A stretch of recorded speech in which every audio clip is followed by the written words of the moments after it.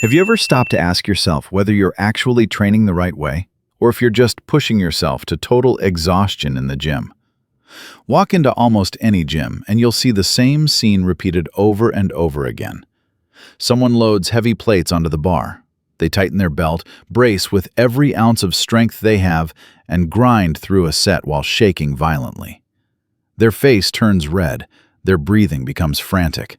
Sometimes they even collapse to the floor afterward, completely drained. For many people watching, that moment is seen as proof of real effort, proof of discipline, proof that the workout worked. It perfectly fits the famous slogan that has echoed through gyms for decades: no pain, no gain. But here's the uncomfortable question most people never stop to ask. Is that suffering actually necessary?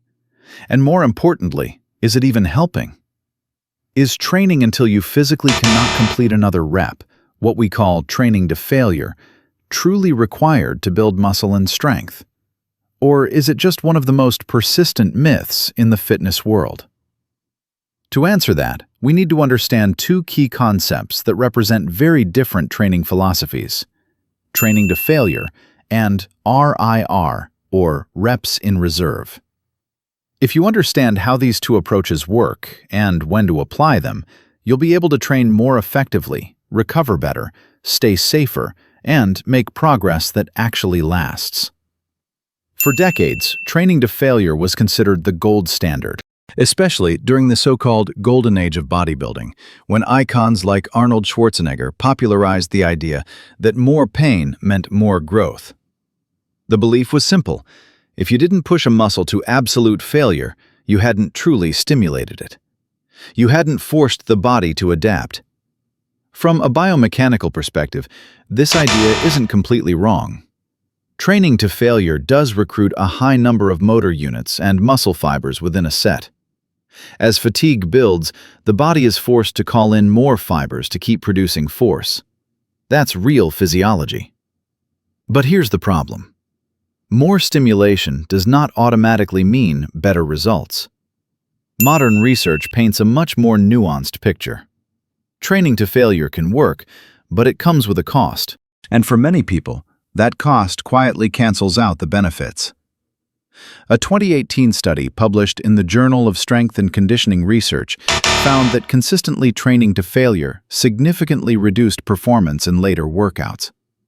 Muscles weren't the only thing struggling to recover. The nervous system was also taking a hit. In practical terms, this means you might feel heroic today, but you show up weaker tomorrow.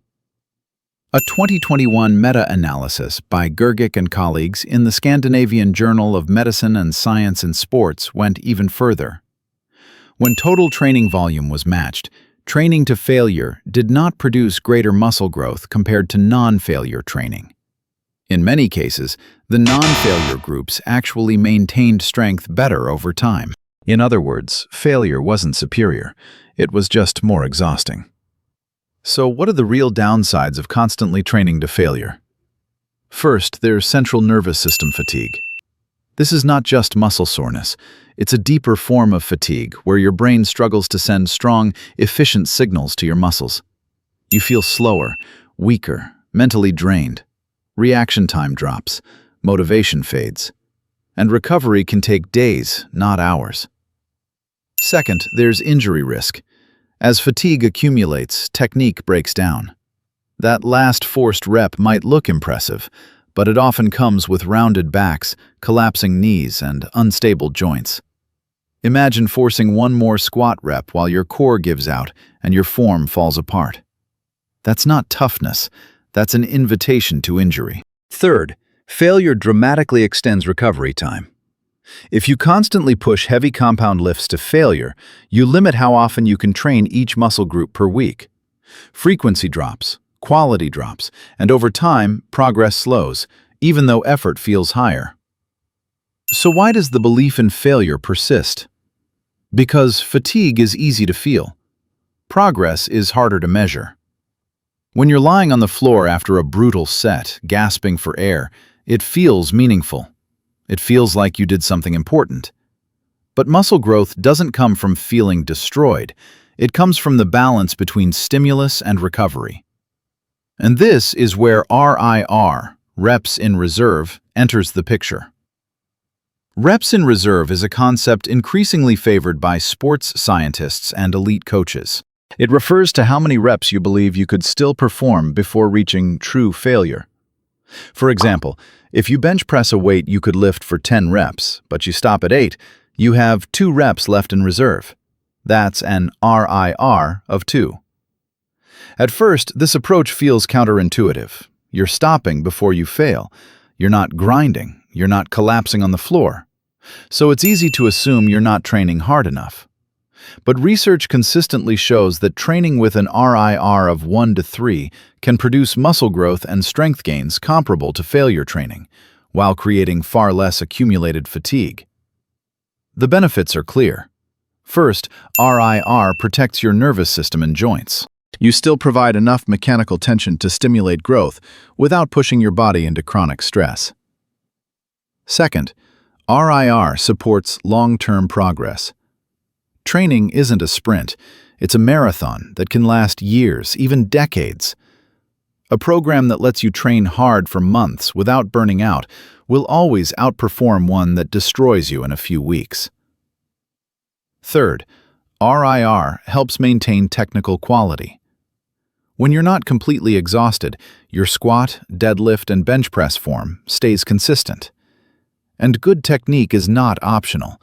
It's the foundation of strength and longevity. So, which approach should you choose? The honest answer is both, but strategically. Training to failure isn't evil, it just needs to be used carefully. Failure works best for isolation exercises like biceps curls, lateral raises, leg extensions, or calf raises. These movements involve smaller muscle groups and carry a much lower injury risk. Failure can also be useful on the final set of an exercise to provide a brief, targeted stimulus. However, failure is usually a poor choice for heavy compound lifts like squats, deadlifts, and bench presses. The fatigue cost is high, the injury risk is higher, and the long-term payoff is often disappointing. For those lifts, RIR is almost always the smarter option. A useful way to think about this is that failure is like seasoning, while RIR is the main course. Too much seasoning ruins the meal, but a little, applied correctly, adds flavor. To make RIR easier to apply, many lifters also use RPE, or rate of perceived exertion. This scale runs from 1 to 10, where 10 represents absolute failure.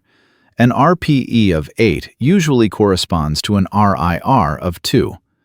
An RPE of 7 corresponds to an RIR of 3. By combining RIR and RPE, you stop guessing and start training with intention. In practice, this looks like this. Beginners should train with an RIR of 3 to 4, focusing on learning technique and building tolerance. Those aiming for hypertrophy can keep most sets at an RIR of 1 to 2, saving failure for a few safe isolation exercises at the end of workouts. Powerlifters, or strength-focused athletes, should generally stay around an RIR of 2 to 3 on major lifts, allowing them to train heavy while recovering well enough to maintain volume week after week. Both approaches can backfire if misused. Failure becomes a problem when it's applied too often, too early, or to the wrong exercises. RIR becomes ineffective when it's used as an excuse to train too light, leaving 5 or 6 reps in reserve and never challenging the body. The goal isn't to avoid effort. The goal is to apply effort intelligently. Training smart does not mean training easy. It means knowing why you're pushing hard and when you should hold back. It means paying attention to warning signs like chronic fatigue, joint pain, declining performance, and loss of motivation. Progress isn't measured by how destroyed you feel after a workout. It's measured by stronger lifts, better technique, improved physique, and consistency over time. So ask yourself this: are you training to build a body that lasts, or are you just proving that you can tolerate pain? The smartest lifter isn't the one who is most exhausted today. It's the one who is still strong, healthy, and progressing years from now. Training to failure isn't the enemy, but living at failure is the fastest way to stall. RIR may not look dramatic, but it supports a long, stable, and safe training journey. When you leave the gym today, remember this: your muscles don't need punishment, they need understanding. If you truly want to go the distance, choose to train smart.